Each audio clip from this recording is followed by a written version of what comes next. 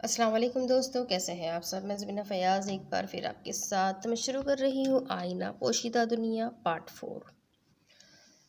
10 سال بعد سرمد عبداللہ کے مرنے کے بعد بھی اس کالی دنیا کو نہ چھوڑ سکا تھا۔ ایک ڈر تھا جو اسے یہ سب چھوڑنے سے باز رکھے ہوئے تھا، لیکن وقت بدلا اور وقت کے ساتھ سرمد کا ڈر بڑھتا چلا گیا۔ آہرہ کی پیدائش کے بعد سرمد کی اس کالی دنیا کو چھوڑنے کا فیصلہ کیا اور اس بابا کے پاس گیا جو اس کی بات سن کر کہے لگانا شروع ہو گیا۔ کیا کہا؟ اس دنیا کو چھوڑنا ہے؟ ہا ہا ہا ہا، ٹھیک ہے، چھوڑ دو، پر اپنی قیمتی چیز دے کر۔ سرمد جانتا تھا وہ اس سے اس کی قیمتی چیز مانگیں گے، اس لیے وہ اپنی تمام جمع پونجی کاغذات سمیت وہ اپنے ساتھ لایا تھا، جسے دیکھ وہ بابا پھر سے ہنسنا شروع ہو گیا۔ تم نادان ہو برخوردار، داسم کو دولت نہیں روح چاہیے، روح، اور اس سودے میں تم اس سے اپنی بے تحاشا قیمتی چیز کی روح سونپ چکے ہو۔ اگر اس سب سے نکلنا ہے تو وہ روح داسم کو دان کرو، ورنہ یہاں سے نکلنا مشکل ہے۔ ہا ہا ہا ہا۔ سرمد کے پیروں تلے زمین اب نکلی تھی۔ دماغ کے پردوں پر پہلا عکس جو آیا تھا وہ اس کے اپنے خون، اس کی جان، اس سے عزیز بیٹی کا تھا، جس کو پہلی دفعہ گود میں اٹھاتے وہ رویا تھا اور شکر پروردگار ادا کیا تھا۔ بابا کی باتیں سن و نفی میں سر ہلاتا وہاں سے بھاگ آیا تھا۔ دور تک کہو کہ سرمد کے دور تک اس بابا کے کہو نے سرمد کا پیچھا کیا تھا۔ گھر پہنچتے ہی وہ آہرہ کو کسی قیمتی ہیرے کی طرح خود میں چھپا لینا چاہتا تھا، جو ناممکن تھا۔ اس رات کے بعد ہر رات ایک ہیولا اسے اپنے پاس دکھائی دیتا، اکثر رات کو مہالج کا ڈر کر اٹھنا، اور کئی دفعہ آہرہ کے ہاتھوں پر زخم دیکھتا۔ وہ بے تحاشا ڈرا ہوا ہوتا تھا۔ سرمد اپنے دفتر میں بیٹھا مریض کی فائل پڑھتا پڑھتا سر ہاتھوں میں تھام گیا۔ اس کے پاس اس ہیولے کی موجودگی اسے ہراساں کرتی تھی۔ ہر وقت اس خوف میں مبتلا رہتا کہ وہ اس کی قیمتی چیز آہرہ نہ لے جائے۔ تبھی دروازہ کھلا اور کوئی اندر آیا، جسے دیکھ وہ ہیولا فوراً غائب ہو گیا۔ سرمد حیران تھا، کیونکہ وہ ہیولا کسی کی موجودگی میں بھی اسے تنہا نہیں چھوڑتا تھا۔ پھر اس شخص کے آنے کے بعد یہ کیوں چلا گیا؟ سرمد انہیں سوچ میں گم تھا جب وہ شخص سرمد کو آواز دیتا اپنی طرف متوجہ کر گیا۔ وہ کچھ پوچھ رہا تھا، پر سرمد کے الفاظ ساتھ چھوڑ چکے تھے۔ سفید شلوار قمیض میں لال سنہری آنکھوں والا وہ شخص بے انتہا خوبصورت تھا۔ سرمد نے اتنا خوبصورت شخص پہلے کبھی نہ دیکھا تھا۔ وہ سرمد کو اس دنیا کا نہ لگا تھا۔ وہ خود کو تکتا دیکھ اچانک اس شخص کی آنکھیں مکمل لال ہوئی۔ جب سرمد ہوش میں آیا، پلک جھپکنے کا وقت لگا تھا ان آنکھوں کو دوبارہ پہلے جیسی ہونے میں۔ جی فرمائیے، میں کیا کر سکتا ہوں؟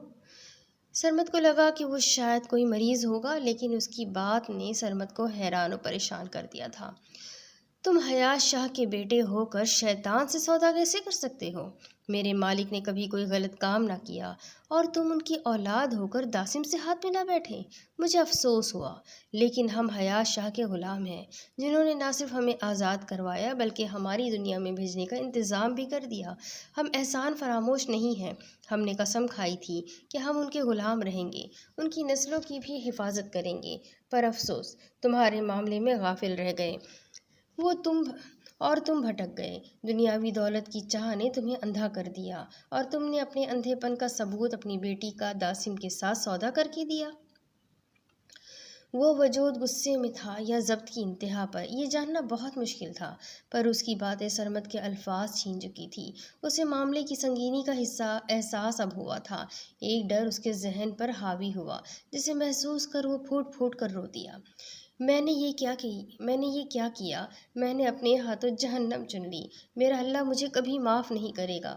وہ ہاتھوں میں چہرہ چھپائے بچوں کی طرح رو رہا تھا۔ جب دوبارہ وہ وجود بولا، لہجے میں نرمی تھی اس پل، تم بھٹکے ہو، بس سیدھی راہ پر آ جاؤ گے۔ میرا اللہ معاف کرنے والا ہے۔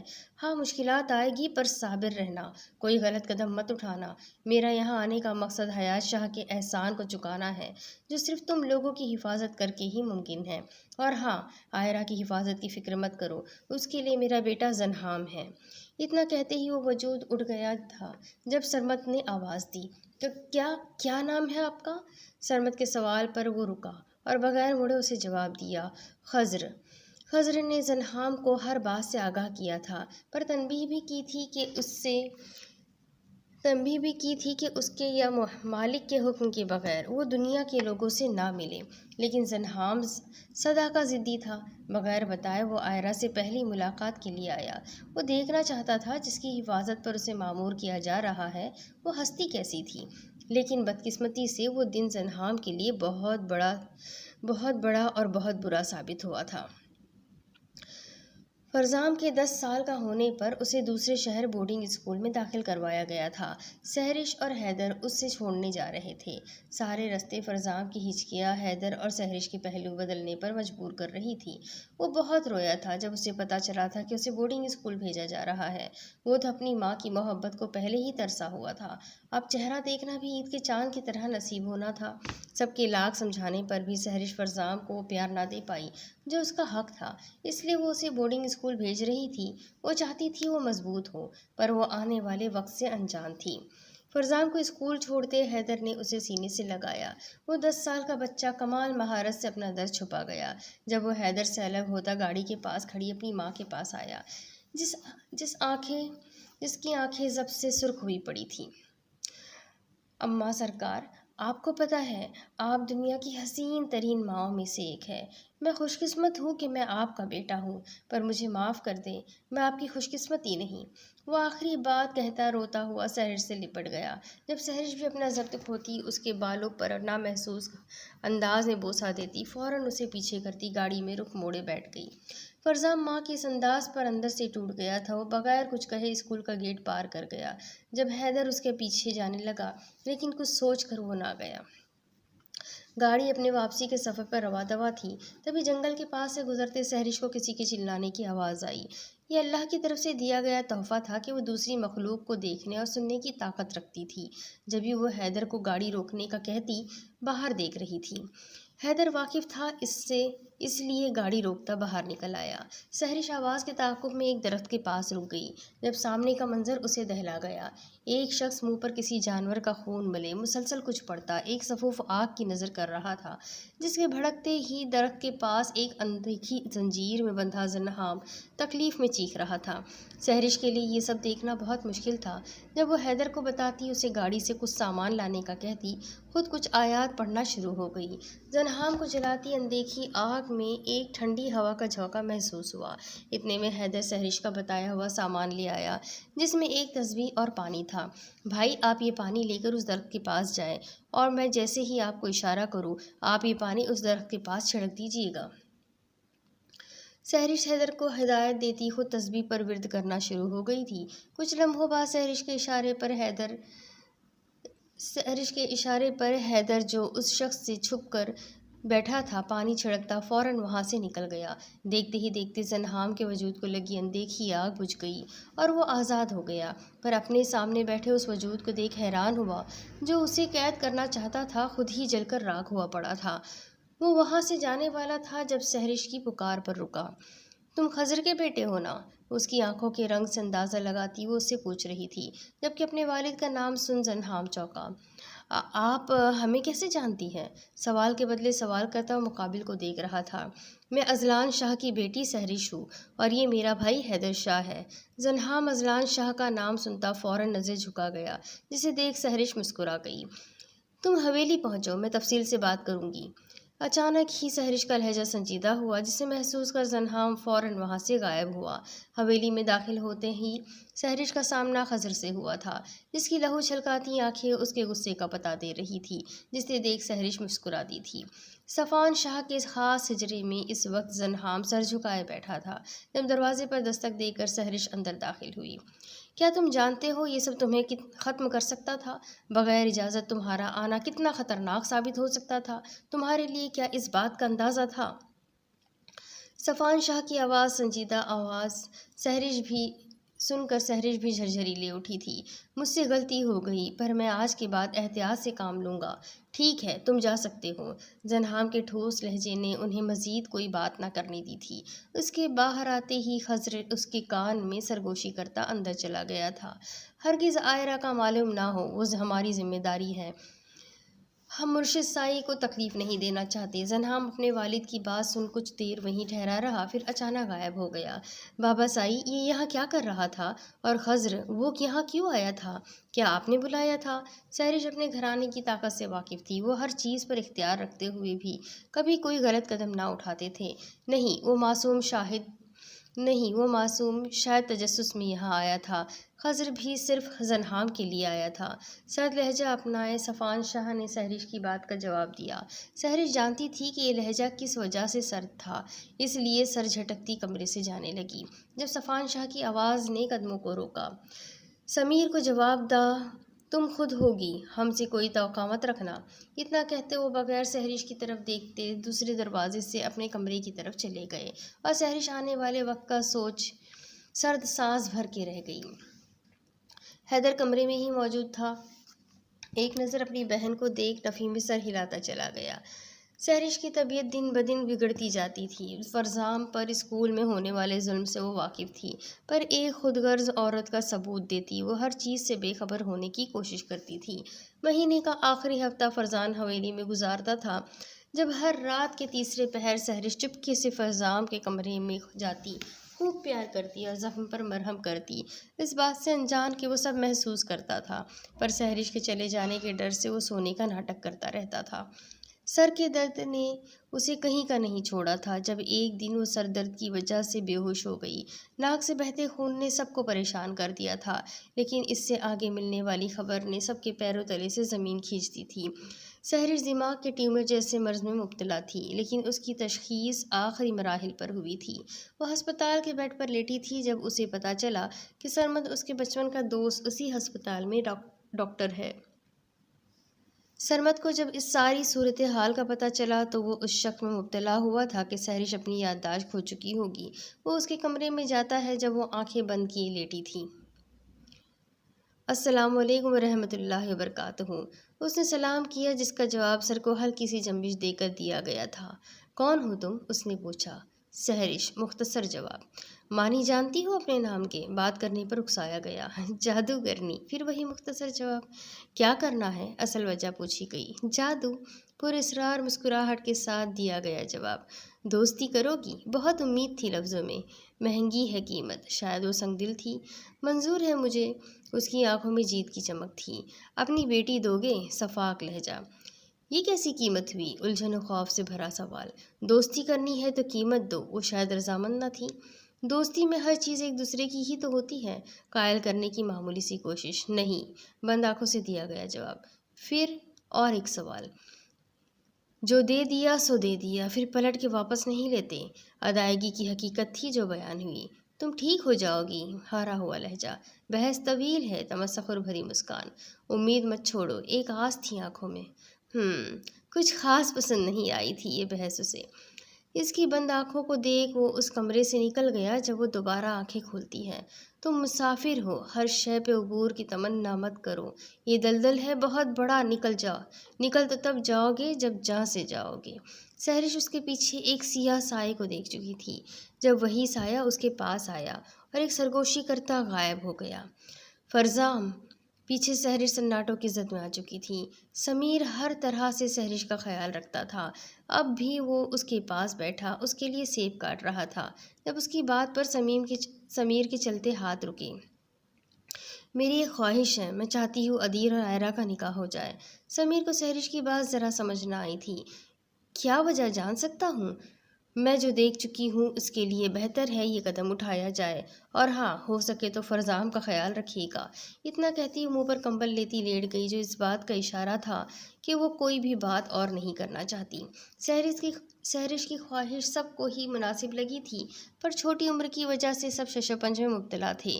صفان شاہ بھی حیران تھے، کچھ سمجھ نہیں آ رہی تھی انہیں۔ وہ چاہتے تھے کہ ایک دفعہ اپنی بھابھی سے بات کرنا، پر سہرش اور سرمد کے منع کرنے پر وہ خاموش رہے۔ وہ وقت بھی آ پہنچا تھا جب سہرش کے آپریشن سے ایک ہفتہ پہلے عائرہ اور ادیر کا نکاح ہونا تھا۔ عائرہ چھوٹی معصوم سی دلہن بنی، سب سے ہنس ہنس کر بات کرتی، ہر کسی کو بہت پیاری لگ رہی تھی۔ وہیں 10 سالہ نرم طبیعت کا مالک ادیر بھی بہت خوش تھا۔ بخیر و عافیت نکاح مکمل ہوا، لیکن سہرش کے رد عمل پر سب حیران تھے۔ جو حیران پریشان سی آنکھیں پھاڑے ادیر کے پاس بیٹھے زنہام کو دیکھ رہی تھی۔ اسے یہ معلوم ہو گیا تھا کچھ ایسا ضرور ہو گیا ہے جو نہیں ہونا چاہیے تھا، پر اب دیر ہو گئی تھی۔ سب کے جانے کے بعد سہرش سرمد سے دو ٹوک بات کرتی، اس سے اس سائے کی موجودگی کی وجہ پوچھتی ہے جس پر وہ اسے سب بتاتا اپنا دل ہلکا کر چکا تھا، پر سہرش کے لیے وہ انکشافات کسی قیامت سے کم نہیں تھے۔ آئرہ کا نکاح ادیر سے کرنے کا فیصلہ میں نے کیوں کیا جانتے ہو؟ وہ سرد نظروں سے دیکھتی اسے متجسس کر رہی تھی۔ میں وہ سایہ دیکھ چکی تھی جو تمہاری قیمتی چیز کے پیچھے ہے۔ ادیر میں وہ طاقت ہے کہ وہ آئرہ کی حفاظت کر سکے۔ سرمد حیران ہوا تھا، اسے اب سمجھ آئی تھی سہرش کی نکاح پر زور دینے والی بات۔ لیکن نکاح کے وقت ایک اور انکشاف بھی ہوا مجھ پہ۔ زنہام آئرہ کی حفاظت کے لیے تھا، اس کے سائے کی طرح، لیکن نکاح کی وجہ سے وہ اب آئرہ کے ساتھ جڑ چکا ہے۔ یوں سمجھ لو کہ وہ اس کے نکاح میں ہے۔ سہرش کی باتیں سرمد کو حیران کیے جا رہی تھی۔ اب تم پر ایک اور انکشاف کروں؟ فرزام کا تمہیں معلوم ہوگا ہی۔ اس نے سرمد کی طرف دیکھ کر سوال کیا، جس پر سرمد نے ہاں میں سر ہلایا۔ فرزام عبداللہ کا بیٹا ہے، جس نے مجھے انتقام کی بھیٹ چڑھا دیا تھا۔ اس نے اپنی روح داسم کو دے دی، لیکن اس کی قیمتی چیز ابھی میرے پاس ہے، جس کی حفاظت کی ذمہ داری میں نے خضر کو دی ہے۔ وہ حفاظت کرے گا اس کی۔ اتنا کہتی وہ رخ موڑ گئی تھی، لیکن سرمد اپنے آپ کو گہری کھائی میں گرتا محسوس کر رہا تھا۔ وقت پر لگا کر اڑتا ہر کسی کو پیچھے چھوڑ گیا۔ جب سہرش کا انتقال ہو گیا اور سمیر اپنی محبت کے سوگ میں اندھیروں کا ہو کر رہ گیا۔ اماوس کی شاموں کی ایک شام تھی جب اچانک صفوان شاہ کو سحری کے وقت فہمیدہ بیگم کی کال موصول ہوئی۔ وہ حیران تھے، اتنے سالوں بعد اپنی بڑی بھابھی کی یاد کرنے پر۔ انہیں اچھی طرح یاد تھا حیات صاحب کی وفات کے بعد صفوان شاہ کے والد حیدر شاہ کے فیصلے، صفوان اذلان شاہ سے دوسری شادی کا فیصلہ۔ اس کی وجہ سے وہ گھر چھوڑ کر گئی تھی اور قسم دی تھی کہ کوئی مڑ کر بھی انہیں نہ دیکھے، لیکن صفوان شاہ نے پھر بھی انہیں ڈھونڈنے کی بہت کوشش کی تھی، پر شاید وہ تمام راستے ختم کر کے گئی تھی، اسی لیے وہ یا اذلان شاہ انہیں نہ ڈھونڈ سکے۔ مرشد صاحب جتنی جلدی ہو سکے لاہور پہنچے۔ کچھ انہونیاں میری دہلیز پار کر چکی ہے۔ فہمیدہ بیگم کی بات کا مطلب سمجھتے فوراً لاہور کے لیے نکل گئے۔ جب وہاں پہنچے تو بہت دیر ہو چکی تھی۔ ایک اور روح داسم کو دان ہو چکی تھی۔ روح کا سودا کرنے والے اس بات سے انجان رہتے ہیں کہ ان کا سودا ان کی نسل کو بھی چکانا پڑتا ہے۔ سرمد تو چلا گیا، پر وہ سایہ ہیولا وہاں سے نہ گیا۔ جب زنہام اس کے سامنے آ کھڑا ہوا، جسے دیکھتے ہی فوراً ہی وہ وہاں سے غائب ہو گیا۔ فرزام کو بورڈنگ اسکول میں بہت مشکلات پیش آ رہی تھی، لیکن وہ سب نظر انداز کر کے اپنی پڑھائی میں مگن رہا۔ اکثر اس کی کتابیں اس کے بیگ سے نکلی ہوتی یا ان پر عجیب و غریب نقش و نگار بنے ہوتے۔ وہ اس سب سے پریشان بھی ہوتا، اسے یہ لگتا جیسے یہ سب کوئی کلاس فیلو کرتا ہے۔ پھر ایک دن اس کی ملاقات خضر سے ہوئی، جو اسے صرف رات کو ملنے آتا۔ پہلے پہر تو فرزام اسے دیکھ ڈر گیا، پھر آہستہ آہستہ وہ اس سے مانوس ہونے لگا۔ دکھوں کے مارے لوگ صرف محبت کے بھوکے ہوتے ہیں، چاہے وہ کسی بھی شکل میں ملے وہ ان کے لیے قیمتی ہو جاتی ہے۔ ایسا ہی کچھ فرزام کے ساتھ تھا، پر وہ معصوم نہیں جانتا تھا کہ اس کے پیچھے داسم کا برا سایہ لگ چکا ہے جو اس کی روح کا پیاسا ہے۔ خضر ہر ممکن کوشش کرتا تھا فرزام کی حفاظت کی، پر وہ اسے دنیا کے درندوں سے تو نہ بچا پاتا تھا۔ تو دوسری طرف آئرہ نکاح کے بعد سے سرمد کی موت سے بالکل خاموش ہو چکی تھی۔ تب زنہام نے اسے ہنسنا سکھایا، اس کے دکھ درد کا ساتھی بنا۔ زنہام صرف آئرہ کا ہو کر رہ گیا تھا، پر وقت ان سب کو کہے لگا رہا تھا۔ آنے والا وقت کئی زندگیوں کے فیصلے کرنے والا تھا۔ کسی کو سزا تو کسی کو منزل ملنے والی تھی، پر قسمت ان سب سے آگے کا کچھ اور سوچے بیٹھی تھی۔ نہ جانے سیاہ اور سفید کی جنگ میں کون جیتنے والا تھا، پر یہ جنگ نسلوں کی تباہی کا پیغام لائی تھی۔ ادیر کے لیے یہ سچائی ناقابل یقین تھی۔ وہ تو اب تک بے خبر رہا آئرہ کی ہر تکلیف سے، ہر دکھ سے۔ وہ خود سے شرمندہ تھا بہت، پر جب یہ انکشاف ہوا کہ زنہام آئرہ سے ہمیشہ کے لیے جڑ چکا ہے، تب ایک عجیب سی جلن بھی ہوئی تھی، پر وہ اپنے تصورات چھپا گیا۔ لیکن پھر بھی زنہام سب جان گیا تھا، پر وہ خاموش رہا۔ دادا ابو اتنا سب ہو گیا اور میں بے خبر رہا، یہ سب میرے لیے ناقابل یقین ہے۔ ہم جانتے ہیں ادیر کہ تم یہ سب قبول نہیں کر پا رہے، پر یہ سچ ہے، اس لیے ہم رخصتی کا فیصلہ کر چکے ہیں۔ اب آئرہ تمہاری ذمہ داری ہے، امید کرتا ہوں تم اس کی حفاظت میں کوئی کوتاہی نہیں برتو گے۔ وہ سنجیدہ لہجے میں بولے، جو حکم دادا ابو، میں اپنی آخری سانس تک آئرہ کی حفاظت کروں گا۔ وہ ٹھوس لہجے میں بولا۔ زنہام اس کے لہجے میں چھپی محبت کو محسوس کر اندر ہی اندر جل رہا تھا، پر وہ مجبور تھا۔ بے شک میرے بچے، میں جانتا ہوں تم کر لو گے، اور اس بات سے بے فکر رہو کہ زنہام تم لوگوں کو کبھی تنگ کرے گا، وہ صرف آئرہ کی حفاظت کے لیے ہے۔ صفوان شاہ کے لفظوں نے جہاں ایک دل کو سکون بخشا، وہیں دوسری طرف کا وجود چھلنی ہو چکا تھا۔ ٹھیک ہے، اب تیاری کی جائے رخصتی کی۔ صفوان شاہ نے بات کا اختتام کیا، وہی زنہام وہاں سے غائب ہو گیا۔ آئرہ، وہ اپنے کمرے میں بیٹھی صبح کی باتیں جو اس کی رخصتی کے متعلق تھی یاد کرتی مسکرا رہی تھی جب اپنے کان کے قریب بھاری سرگوشی میں سنائی دی۔ ایک جانی پہچانی سرگوشی، وہ اپنا نہیں تھا۔ آئرہ کا پورا جسم کانپ اٹھا تھا، وہ آنکھیں بند کیے ہولے ہولے کانپتی مقابل کو اپنے ڈر کا پتہ دے گئی تھی۔ ہا ہا ہا، تمہارا یہ ڈرنا مجھے طاقت دیتا ہے، وہ اس کی بے بسی کا بتاتا محفوظ ہو رہا تھا۔ آئرہ کو اپنا سانس بند ہوتا محسوس ہوا، اس کے جسم سے جیسے جان نکل رہی تھی، موت سر پر کھڑی قہقہے لگا رہی تھی، اور وہ بے بسی کی تصویر بنے اپنے جسم کو بے جان ہوتا محسوس کر رہی تھی۔ تب دل شدت سے چاہا تھا کسی کو اپنے سامنے دیکھنے کا، ایک آخری ملاقات۔ زنہام، چند لفظ لبوں پر آئے، ایک آخری دیدار کو تڑپتی وہ اپنے محافظ کو پکارنا چاہتی تھی، پر اسے مہلت نہ دی گئی اور اندھیروں کے حوالے کر دیا گیا۔ زنہام ادیر کے گھر سے نکلا نہر کنارے آیا تھا۔ وہ عاشق تھا آئرہ کا، اسے کسی اور کا ہوتا دیکھ برداشت کرنا مشکل تھا اس کے لیے۔ وہ دشمن جاں ایک جنسات کو عشق کے لا علاج مرض میں مبتلا کر گئی تھی۔ دل مختلف اندیشوں میں گھرا تھا، بے چینی حد سے سوا تھی۔ زنہام کو یہ وقت اپنے فنا ہونے کا احساس دلا رہا تھا۔ اس دشمن جاں سے روبرو ایک ملاقات کی خواہش شدت سے دل میں جاگی تھی۔ اگلے ہی لمحے وہ اپنے دل کی سنتا وہاں سے غائب ہوا، پر کاتب تقدیر نے کچھ اور ہی ان سب کی قسمت میں لکھا ہوا تھا۔ وہ آئرہ کے کمرے کے دروازے پر کھڑا تھا جب فہمیدہ بیگم آئی۔ زنہام، وہ پلٹا، فوراً ان کے احترام میں نظریں جھکا گیا۔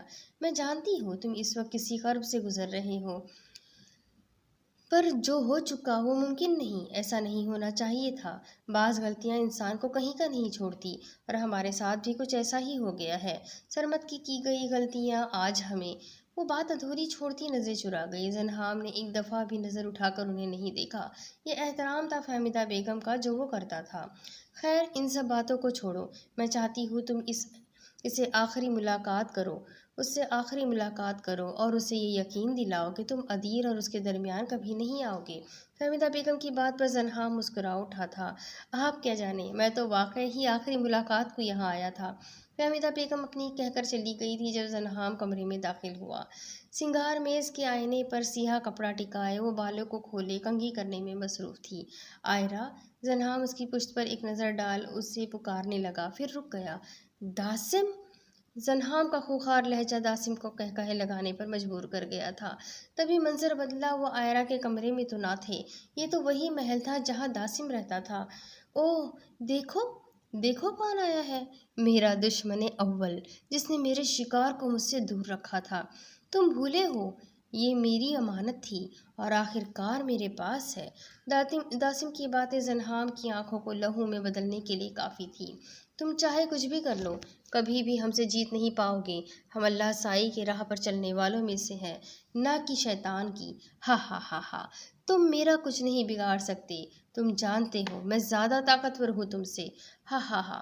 زنہام شعلہ بار نگاہوں سے داسم کو دیکھ رہا تھا، پر اچانک اس کی آنکھوں میں نرمی سمائی جب آئرہ کے دل کی دھڑکن سنائی دی۔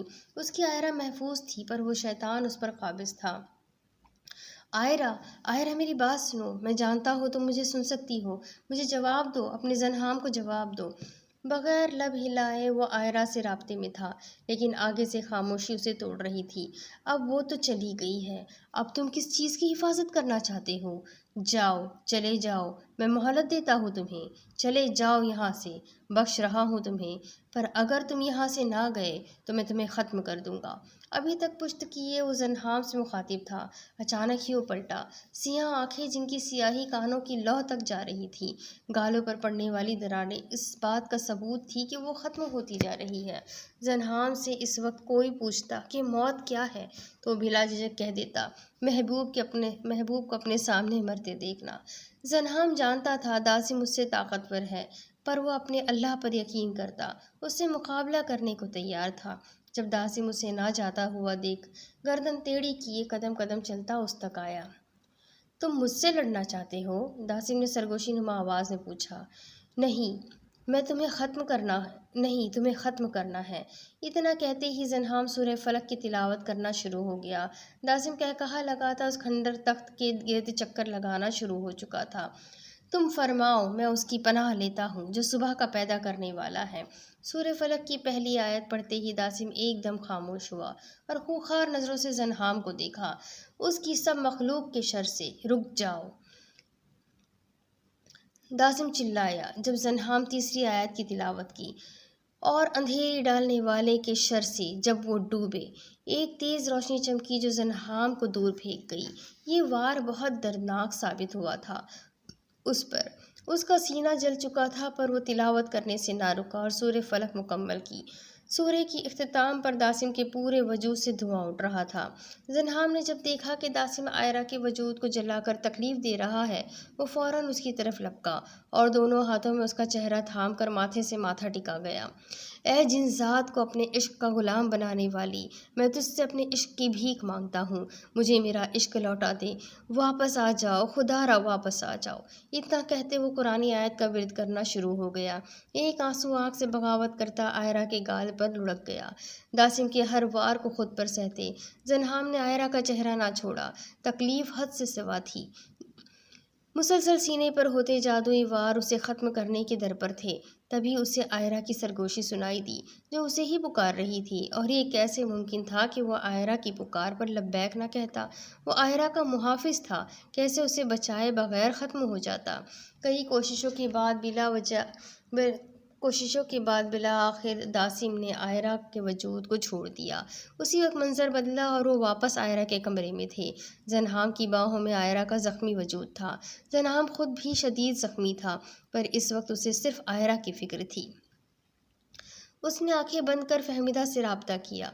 اگلے کچھ پلوں میں وہ ان کے پاس تھی۔ عائرہ اور زنہام کے زخمی وجود انہیں کسی انہونی کا احساس دلا رہے تھے، اور ان کے شک پر زنہام کی تفصیل نے یقین کی مہر لگائی۔ میں عائرہ کو لے کر جا رہا ہوں، میں اس کا علاج کر سکتا ہوں، آپ بس باقی سب سنبھال لیجیے گا۔ زنہام تکلیف برداشت کرتا بمشکل بولا۔ پر تم خود بھی تو زخمی ہو، فہمیدہ بیگم نم آنکھوں سے دیکھتی ہوئی بولی۔ میں ٹھیک ہوں، فی الحال عائرہ سے بڑھ کر کچھ نہیں۔ اتنا کہتے ہی وہ بغیر فہمیدہ بیگم کی کوئی بات سنے عائرہ کو لے کر غائب ہو گیا تھا۔ وہ اس وقت ایک غار میں تھے۔ وہ عائرہ کو ایک پتھر پر لٹاتا اس کے زخموں کو ٹٹولنے لگا۔ جسمانی زخم اتنے گہرے نہیں تھے جتنے اندرونی زخم تھے۔ زنہام اس کے سرانے بیٹھ کچھ پڑھنا شروع ہو گیا۔ ادھر صفوان شاہ نے جب رخصتی کی تیاریوں کے لیے ادیر کو عائرہ کو ساتھ لے جانے کا کہا، تب فہمیدہ بیگم نے منع کر دیا اور کہا کہ رخصتی کے دن تک کوئی بھی عائرہ سے نہیں ملے گا۔ سب کو ان کی یہ بات عجیب لگی، کیونکہ وہ مہالج بیگم کو بھی نہیں ملنے دے رہی تھی۔ دوسری طرف زنہام کی توجہ اور علاج سے عائرہ تیزی سے ٹھیک ہو رہی تھی، پر زنہام اداس تھا۔ وہ جانتا تھا ایک ہفتے کے بعد وہ عائرہ کی آواز کو بھی ترس جائے گا۔ ایک ہفتہ کیسے گزرا کسی کو پتہ نہ چلا، سوائے 4 لوگوں کے: ادیر، زنہام، عائرہ اور فہمیدہ۔ عائرہ کو آج زنہام واپس لے آیا تھا، پر وہ اپنا سب کچھ بھول چکی تھی، یا یہ کہنا غلط نہ ہوگا کہ اسے بھلا دیا گیا تھا۔ وہ اپنا ہر رشتہ تو پہچانتی تھی، پر وہ زنہام اور اپنے رشتوں سے جڑی ہر یاد کو مکمل بھول چکی تھی۔ رخصتی بہت سادگی سے ہوئی تھی۔ عائرہ سفید لباس پہنے لال چنری اوڑھے بہت خوبصورت لگ رہی تھی۔ اس پر تضاد اس کی آنکھوں کا گہرا نیلا رنگ۔ وہ اللہ کا جتنا بھی شکر کرتی اسے کم لگ رہا تھا۔ والد کے بعد بیٹیوں کو ہر قدم پھونک پھونک کر رکھنا پڑتا ہے۔ بہت خوش قسمت ہوتی ہیں جو عزت سے اپنے ماں باپ کے گھر سے رخصت ہو جاتی ہیں۔ زنہام عائرہ کے کمرے کی کھڑکی میں کھڑا اس کا ہاتھ ادیر کے ہاتھ میں دیکھ رہا تھا۔ خود وہ تکلیف کے کن مراحل سے گزر رہا تھا اندازہ مشکل تھا، پر وعدوں کا پاس رکھنا زنہام کی تربیت میں تھا۔ جب زیادہ برداشت نہ ہوا تو وہ رخ موڑ وہاں سے غائب ہو گیا۔ کبھی تو آ میرے روبرو، میرے ہم نشیں، میری بات سن، میں بھٹک گئی مجھے راہ دے، میرے راہ گزر، میری بات سن۔ کبھی درد دے پھر دوا تو بن، میرے طبیب میری بات سن۔ کبھی ہجر دے پھر دیدار دے، میرے ہر جائی میری بات سن۔ کر آنکھ نم پھر دے خوشی، میرے یار من میری بات سن۔ میں جو روٹھوں پھر تو منا مجھے، میرے جان من میری بات سن۔ یہ وہ لفظ ہے جو میں نہ کہہ سکی، میرے بے خبر میرے راز سن، میری بات سن، میری بات سن۔ 2 سال بعد۔ میرا بچہ، آپ یہاں نانو پاس رہو، میں اور بابا کچھ ہی دیر میں واپس آ جائیں گے۔ عائرہ اپنی 1 سال کی بچی کے گالوں پر پیار کرتی مہالج بیگم کی گود میں دے دیا۔ ادیر اور عائرہ اس وقت ایک دعوت میں جا رہے تھے۔ وہ اپنی بچی کو بھی ساتھ لے جانا چاہتے تھے، پر فہمیدہ بیگم کے منع کرنے پر وہ انہیں ان کے پاس چھوڑ گئے۔ صفان شاہ اور باقی سب بھی اس دعوت میں شریک ہونے والے تھے۔ گاڑی اپنے سفر پر رواں دواں تھی۔ وہ دونوں ہنستے مسکراتے اس سفر سے لطف اندوز ہو رہے تھے جب اچانک ادیر کی گاڑی کے سامنے ایک شخص آیا۔ اسے بچانے کے چکر میں ادیر نے پوری رفتار سے گاڑی موڑی، جس کے نتیجے میں گاڑی بے قابو ہوتی سڑک کنارے درخت میں جا لگی۔ ادیر اور عائرہ تڑپتے ہوئے اپنی موت کے انتظار میں تھے۔ تبھی ایک سیاہ ہیولا ان کے پاس آیا۔ وہ جیسے ہی عائرہ کے وجود پر قابض ہونے لگا، تبھی وہاں کوئی آیا، جسے دیکھ وہ ہیولا فوراً غائب ہو گیا۔ عائرہ کی نظر ادیر کے تڑپتے وجود سے ہٹتی مقابل پر پڑی۔ خضر بزئی زہرا اتنا کہتے ہی وہ اور ادیر بے جان ہو گئے۔ خضر، زنہام اور فہمیدہ بیگم کی تڑپ اس ننھے وجود کو دیکھ کچھ کم ہوئی تھی، جو بچھڑ گئے ان کی کمی کو کوئی پورا نہ کر سکا۔ مہالج بیگم بالکل خاموش ہو گئی تھی۔ حیدر کے لیے بھی اپنی اکلوتی اولاد کا دکھ نہیں سنبھل رہا تھا۔ صفان شاہ بالکل ٹوٹ چکے تھے، پر کوئی تھا جو اس سب سے انجان کسی اور تلاش میں تھا۔ زنہام اپنی شعلہ بار لال سنہری آنکھوں سے اپنے سامنے فہمیدہ بیگم کی گود میں موجود بچی کو دیکھ رہا تھا، جو زنہام کی طرح کی لال سنہری آنکھیں لیے ہوئے اپنے سامنے موجود اس سیاہ ہیولے کو دیکھ رہی تھی، جو اپنی سرخ سیاہ آنکھوں میں انتقام لیے اسے گھور رہا تھا۔ تبھی وہاں خضر آیا اور زہرا کو گود میں اٹھایا۔ وہ سیاہ ہیولا خضر کے آتے ہی غائب ہو چکا تھا۔ اب زہرا کی نظر زنہام پر تھی، جو اپنی آنکھوں میں نمی لیے اسے دیکھتے ہوئے اپنے اندر جل رہی آگ کو کم کر رہا تھا۔ ختم شد۔ تو یہ کہانی یہی ختم ہوتی ہے۔ امید کرتی ہوں آپ سب کو یہ کہانی ضرور پسند آئی ہوگی۔ تو ایسی ہی ایک نئی کہانی کے ساتھ انشاءاللہ بہت جلد پھر ملیں گے۔ جب تک کے لیے چینل کو سبسکرائب کر لیجئے، بیل آئیکن کو ضرور دبا دیجئے، اور اگر آپ کو میری کہانیاں پسند آتی ہیں تو اپنے کانٹیکٹس میں شیئر کرنا بالکل بھی نہ بھولیں۔ تو بہت جلد پھر ملوں گی ایک اور نئی کہانی کے ساتھ۔ تب تک کے لیے اللہ حافظ۔